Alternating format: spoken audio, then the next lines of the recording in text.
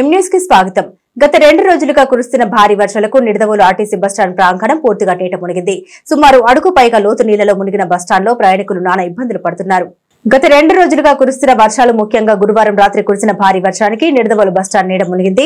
Bus నిలిపే స్థానంతో పాటు ప్రాంగణం అంతా నీరు నిండిపోవడంతో ప్రయాణికులు తీవ్ర ఇబ్బందులు ఎదుర్కొంటున్నారు. పట్టణంలో బస్టాండ్ ఆనుకుని ఉన్న డ్రైనేజీ వ్యవస్థ సక్రమంగా లేకపోవడంతో మురుగునీరు పారక వర్షం నీరు బయటకు వెళ్లే దారి లేకుండా పోయింది. ఇటు ఆర్టీసీ అధికారులు కానీ మున్సిపల్ అధికారులు కానీ వర్షానికి బస్టాండ్ ఎన్నిసార్లు మునిగిపోయినా పట్టించుకున్నా పాపాన పోవడం లేదని ప్రయాణికులు ఆగ్రహం వ్యక్తం చేస్తున్నారు. అధికారుల నిర్లక్ష్యం ఫలితంగా బస్టాండ్ మునిగిపోవడంతో ప్రయాణికులు ఇబ్బంది పడుతున్నారు.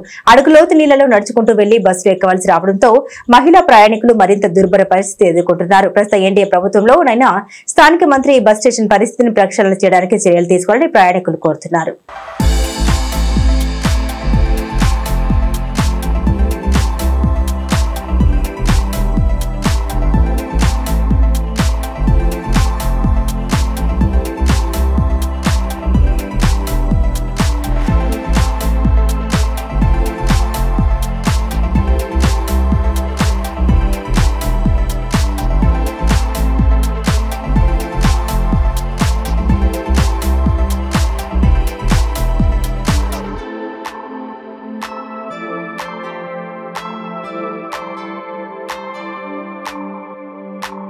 మరిన్ని తాజా వార్తా విశేషాల కోసం ఎంన్యూస్ సబ్స్క్రైబ్ చేయండి, మీ మిత్రులకు షేర్ చేయండి.